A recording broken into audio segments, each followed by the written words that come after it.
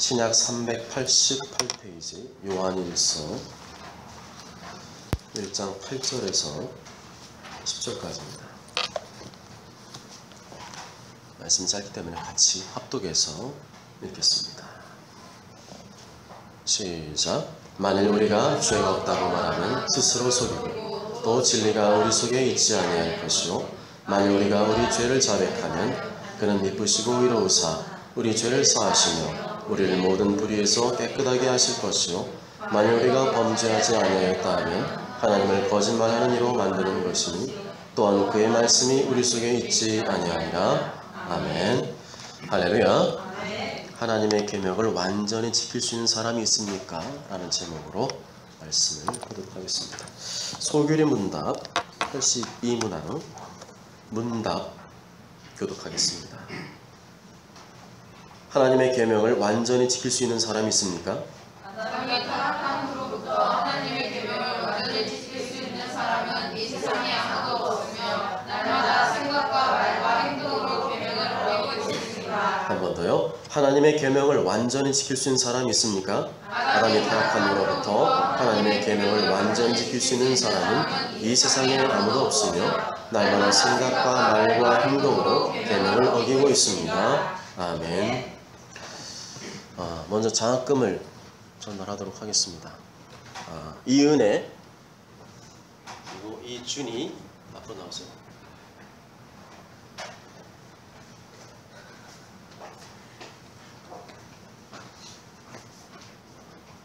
대학생은 20만 원, 그리고 중고등학생은 10만 원씩 교회 장학금입니다. 교회에서 드리는 장학금이기 때문에 더 감사히 액수를 따지지 말고 하나님 신경쓰지 말고 더 하나님한테 귀하게 쓰임받는 우리 학생들 될 수 있기를 바랍니다.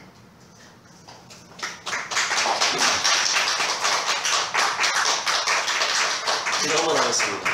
하나님 아버지 감사합니다. 우리 교회 다음 세대 이렇게 보내어 주시고 학업을 감당하며 하나님 꿈을 이룰 수 있도록 인도해 주심을 감사합니다.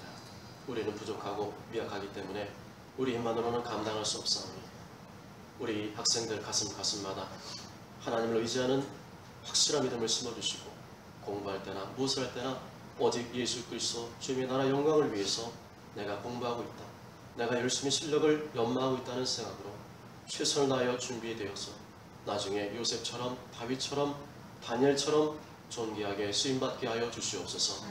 이를 위해서 우리 모두가 기도하게 하시고 이들이 장차 우리 때보다 더 훨씬 더 훌륭하게 존귀하게 멋지게 쓰임받는 것을 보게 하여 주옵소서. 또한 학업을 감당할 때 필요한 모든 것을 채워주셔서 부족함이 없게 하시고 공부할 때 지혜와 명철과 총명을 다하시며 강의는 체력과 집중력을 주셔서 도서의 성적을 잘 유감없이 발휘하고 하나님께만 감사와 영광을 올려드리는 하나님 중심의 귀한 학생들 되게 하여 주시옵소서. 모든 것 주님께 감사드리며 예수님의 이름으로 축복하며 기도하옵나이다. 아멘. 예, 일어나십시오. 그동안 우리가 십계명의 말씀을 살펴봤습니다. 십계명 말씀을 배우고 묵상하면서 우리는 우리 자신이 하나님 말씀 앞에 얼마나 부족한 존재인지를 깨닫게 되었습니다. 우리는 종종 본의 아니게 혹은 이미 알고 있으면서도 십계명을 어기며 살고 있습니다. 하나님께서 금하시는 말씀을 잘 지키고 있는가 싶으면 어느새 말씀을 어기고 있는 나, 하나님께서 하라고 하신 말씀을 행하고 있는가 싶으면 어느새 내 맘대로 살고 있는 나를 발견하게 됩니다. 이것은 단지 우리의 행동에만 국한된 것이 아닙니다. 우리가 죄의식 없이 쉽게 내뱉는 말들, 그리고 우리 마음속에 품고 있는 여러 가지 악한 생각, 감정까지도 포함하는 것입니다. 이것을 곰곰이 생각해 보면 나를 포함한 모든 인간은 하나님 앞에서 말씀을 완벽히 지킬 수 없는 죄인이라는 사실과 스스로의 힘과 노력으로는 도저히 구원받을 수 없는 무기력한 존재임을 깨닫게 됩니다. 전도서 7장 20절에 선을 행하고 전혀 죄를 범하지 아니하는 의인은 세상에 없기 때문이로다. 로마서 3장 9절에 그러면 어떠하냐? 우리는 나으냐? 결코 아니라 유대인이나 헬라인이나 다 죄 아래 있다고 우리가 이미 선언하였느니라 말씀합니다. 그런데도 만일 나는 죄가 없습니다, 라고 말하는 사람이 있다면 그 사람은 양심이 마비되었거나 자신을 속이는 사람입니다.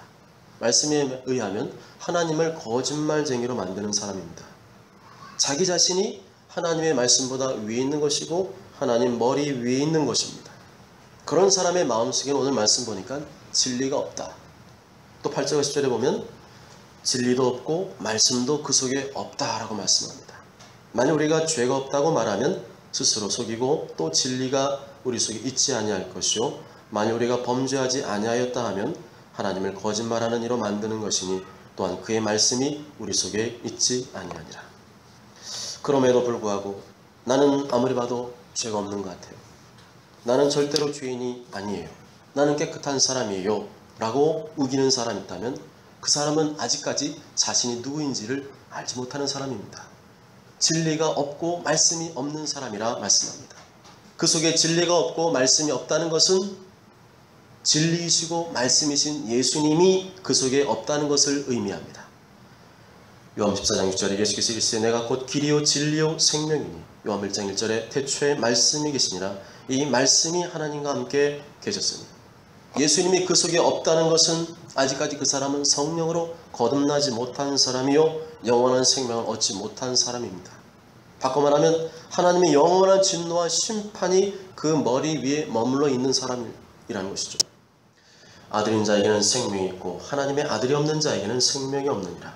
아들을 믿는 자에게는 영생이 있고 아들에게 순종하지 아니하는 자는 영생을 보지 못하고 도리어 하나님의 진노가 그 위에 머물러 있느니라. 자신을 가리켜 아무런 죄가 없는 의인이라고 착각하는 사람은 그 속에 말씀도 없고 진리도 없고 예수님도 없기 때문에 하나님께 순종하는 삶이 불가능합니다. 하나님 앞에서 그렇게 불순종의 삶을 산다는 것은 그 사람의 믿음은 죽은 믿음이라는 것이고 죽은 믿음으로는 구원받지 못하기 때문에 하나님의 진노와 심판이 그 위에 머물러 있는 것입니다. 야고보 사도는 특히 우리의 말로 짓는 죄를 지적했습니다. 야고보 3장 2절에 우리가 다 실수가 많으니 만일 말에 실수가 없는 자라면 곧 온전한 사람이라. 만일 우리가 남을 욕하고 비난하고 뒤에서 수근수근 험담한다면 누군가를 미움의 마음으로 대하는 것이기 때문에 살인하지 말라는 6계명을 어기는 것이고 다른 사람의 명예와 평판을 훔친 것이기 때문에 도둑질하지 말라고 하는 제8계명을 어긴 것입니다. 또한 목사님, 부모님, 선생님, 기타 권위자에게 무례한 언행을 했다면 그것은 네 부모를 공경하라, 곧 모든 권위를 공경하고 순종하라는 의미를 담고 있는 제5계명을 어긴 것입니다. 어떻습니까? 야고보 사도의 지적대로라면 우리가 입술로 짓는 죄만 따져봐도 얼마나 많은지 모릅니다. 하물며 우리의 마음과 생각까지 하나하나 주님이 들춰내 따져보신다면 우리는 얼마나 많은 죄를 짓고 사는 사람입니까? 우리가 이렇게 말씀을 온전히 지키지 못하는 모습을 지켜보시는 하나님의 심정은 어떠하실까요? 굉장히 놀라고 당황하실까요? 성경을 보면 전혀 그렇지 않습니다. 하나님은 우리가 이미 죄인임을 다 알고 있고 그럴 수밖에 없는 부족한 사람들임을 알고 계십니다. 그러면 한 가지 궁금한 점이 생기죠. 어차피 우리가 이 말씀을, 하나님 말씀을 제대로 온전히 지키지 못할 줄 아시면서 왜 이렇게 구구절절 성경 66권의 이 말씀을 우리에게 주셨을까? 그 이유는 첫째는 인간의 죄를 억제하는 효과가 있기 때문입니다. 이 세상의 죄로 물들지 않고 보존되기 위해서는 분명한 방향과 지침이 필요한데 그것이 바로 성경이라는 것이죠. 성경조차도 없다면 이 세상은 정말 어떻게 될지 모를 것입니다. 우리 믿는 사람도 예수님 믿는 것 외에는 세상 사람과 다를 바가 전혀 없는 삶을 살고 있을 것입니다. 둘째는 성경을 통해서 우리가 하나님 앞에서 누구도 거룩하다 인정받을 수 없는 존재임을 깨닫게 하기 위해서 주셨습니다.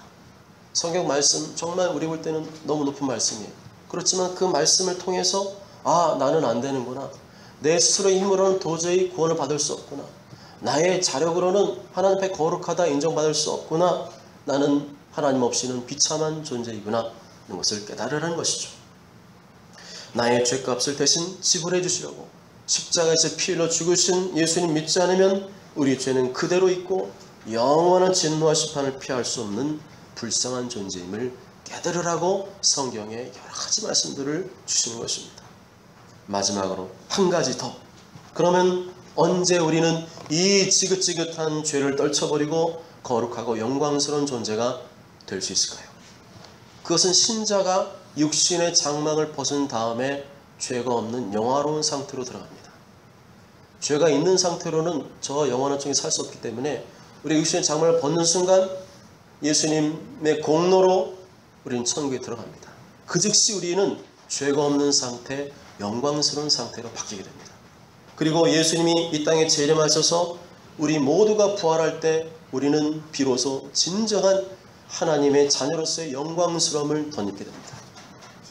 사랑하는 여러분, 성경은 우리 인간이 하나님의 계명을 완전히 지킬 수 없는 존재임을 말해주고 있습니다. 동시에 우리 죄를 대신해서 십자가의 피를 주신 예수님 믿지 않으면 의롭다 인정받을 수 없는 존재임을 말해주고 있습니다. 그렇지만 예수님 믿는다고 해서 그 이후로는 내 마음대로 살아도 된다거나 성화의 노력을 게을리해도 된다는 의미는 아닙니다. 우리는 완전해지려고 하는 그 노력도 무모한 시도일 뿐만 아니라 완전히 내 마음대로 예수 믿으니까 라고 하는 방종주의, 양극단을 배격해야 되고, 항상 우리가 될 것은 성령을 의지하여 성령을 힘입어 끊임없이 성화의 삶, 예수님 닮는 삶을 살아가야 될 줄로 믿습니다. 모쪼록 저는 모두가 나 같은 죄인 구원해 주신 하나님에 감사합니다.